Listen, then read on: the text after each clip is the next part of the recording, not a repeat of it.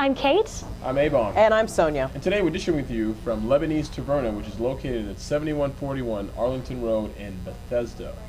And our guest today is Josh Sundquist. He is an amputee and, more importantly, a rapper, but also a Paralympic, and does a whole bunch of things. But let's start at the very beginning. Okay. How did you lose your leg? I lost my leg to cancer when I was 9 years old. I had a rare form of bone cancer in my left leg. Oh, wow. Are you totally healthy now? Or I am, yeah. Something you have to worry about? No, it's after 3 years they said I was cured of the cancer. Remission. So yeah. they had to, they said you had your limb amputated in order to stop it from spreading. Yeah, I was on chemotherapy for 3 months, and then it was like the tumor was still sort of took up the whole femur, and wow. then so yeah, amputation was like the best chance. Do people ask you all the time, you know, oh, were you a soldier? Oh were my you gosh, no. This past Saturday night, I was at the Hawk and Dove.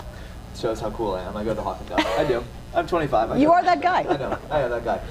No, but this guy came up to me and he was like, "Hey, remember when we met 6 months ago?" And I was like, "Yeah." And he's like, "Yeah, remember we took a picture together." And the next day, I went home and I sat down and I cried because of what you did for our country. And I was like, "Oh, thank you. It's so good to see you again." Like I was like, "This is so awkward. Like, what do I say?" It was a great honor what I did for our country. I'm glad you cried. Well, that brings up something, I mean, awkward. I don't know. So do people find it awkward to ask you straight out what happened to your leg? Because I mean, we're sort of in an interview, so I can ask you that straight out. I don't know if I would be able to have the guts to say that. It depends on the person. I think some people have a surprisingly low bar of what they feel is appropriate to ask. So yeah, I get asked, just crazy. I mean, I think most people, are uncomfortable asking, which I think is fine. Like if you don't know me, if I'm a total stranger, like why would you think that that would be a good thing to ask? You know, I think that's kind of strange. But yeah, I mean, a lot of people, having one leg gives a lot of people permission in their mind to just say whatever they want to you. Well, when did this happen? I was 9 years old, so 15 years ago. So you've been living with this for a while, and you've learned to live with it quite well since... Yeah, because I was thinking the core muscles, you must have awesome core muscles because you move very quickly, and I don't know, now I'm feeling awkward, but I have awesome abs. He doesn't just move quickly. But it's not like, there's any difference in your life at all. Do you have any sort of feeling like, wow, I really feel like I was missing something out of my life? I'm not opening the door for a really horrible joke, I'm sorry. No, I think that I've been very fortunate. I mean, I don't think that, I know a lot of amputees, and I don't think that they all are as fortunate as I am, and just in the way they adapt. I don't think I can take credit from that. I think it's, I came from a tremendous family. I think that always supported me. So I think it's just really by the grace of God that I've adapted well. But yeah, I think most days I don't really think about it. Well, did you start skiing? Yes, I said skiing. Did you start skiing before this happened or after? No, actually, because I used to play soccer. That was kind of my big sport when I was a kid, and so I started skiing after I lost my leg. You're a Paralympic ski racer. What does that mean? Well, I do what Bodie Miller does, or if you saw the Bodie Miller does what you do. I think I'm just saying. just saying. Yeah, so that's what I do. I go around gates, go down the mountain. So how did you get? Kate just asked you. You went from soccer to skiing, but how did you go from skiing to being in from recreation to racing? It was literally I just got a brochure when I was 16 years old. It had some ski racing disabled stuff on it. And I was like, oh, I should do this because I guess I felt like I'd sort of lost that part of my childhood of being a competitive athlete, and so it was something I immediately grabbed onto and started training and racing. And I did it for 6 years, and then went to the Paralympics. Do you think that training and racing actually helped deal with what you were dealing with back then? I think so. I mean, I think that skiing is a very unique outlet for both me, but for people with a lot of types of disabilities, because it's something where you're powered by gravity, and so you can go as fast as an able-bodied person. And I think that that's a very empowering feeling. And you have a prosthesis as well. Do you use that when you ski, or no? I don't. I don't use it very much at all, actually. I used to wear it a ton. I have nerve problems, and so it's just not worth it.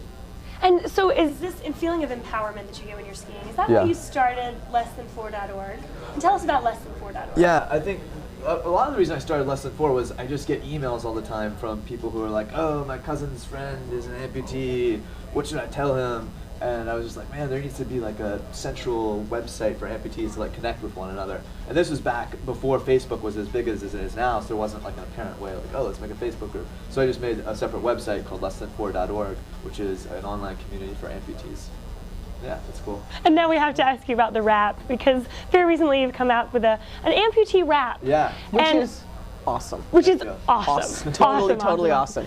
And you talk about, there's a lot of things in there that people might come up to you and say strange things, or kind of wonder how you get around so fast. Or whatever. So is this all things that happened to you? Tell us a little bit about the rap and why you decided to make it up. Yeah, I'd sort of had the idea in my mind. I'd say the original inspiration was Andy Samberg, and I just love all his SNL like the digital shorts, and so I watch them all like on the, you guys know I'm on a boat. Yeah. I watch that all the time. Like I just over and over, I just listen to it while I'm working. I just think it's like one of the most brilliant pieces of art in the past 10 years produced in America. And so I was just like, man, I want to. Pretty good. Yeah, it's art, man. I'm telling you, it's art. It's inspirational. The helicopter over the boat. Oh, it's so good. It's like slow motion blades spinning around.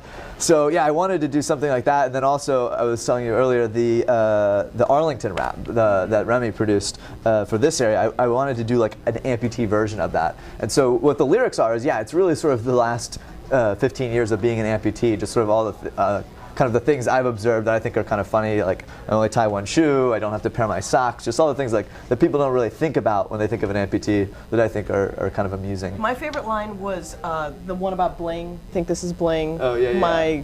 My prosthesis cost like 26 grand. Yeah. I think that's like the best line. He didn't rhyme it that way, did he? No, it was much more artistically done. Much more artistically. I actually wondered if you'd ever seen anyone wearing the prosthesis and pretending to jab a knife into their legs since it wouldn't hurt. No, I thought that was the first that I did that for the video. In fact, we actually edited out. Like I put like a Ziploc bag of red paint in my pocket, and that's what I was stabbing to create the blood effect. And I had, my roommate was filming, he filmed this close-up shot where I stabbed it just right. It was like, just like red paint spurted everywhere. And that was in the original edit, and I was like, ooh, I feel like I'm gonna get some flack for this if I put it on YouTube. So I toned it down a little bit. It's like PG level violence now. So you have 15 years of being an amputee. Yeah. And you also said people were emailing you in order to get an idea as to how they should deal with it, or if they knew somebody. Yeah. Are you using this going forward to help other people, whether it's through public speaking or motivational speaking?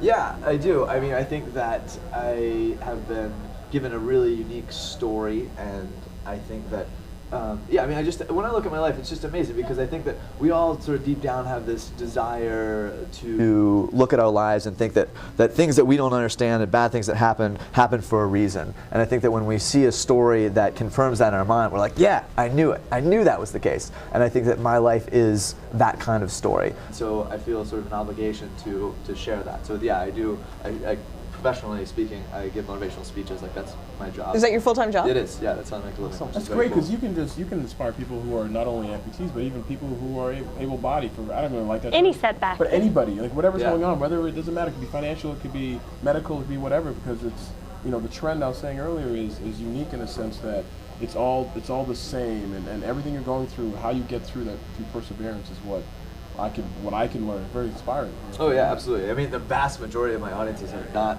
amputees. I mean, occasionally I speak to an audience of people with disabilities, but generally it's just normal people. And yeah, I find that people are able to take whatever problems they have and sort of say, oh, that's similar to Josh's problem. Will we be seeing you in future Olympics? No, I had my bout as an athlete. My knee is pretty messed up now, so I don't really ski race anymore.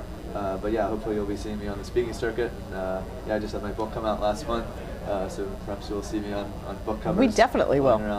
We will definitely see you, I'm sure. Well, Josh, you've been extremely interesting and entertaining and motivating. Thanks for letting us ask the awkward questions. And exactly. Thanks for letting us ask the awkward questions. Much worse. Don't worry. We're sure you have some awkward questions to ask too. Well, don't ask them straight to Josh. Ask him on our Facebook wall.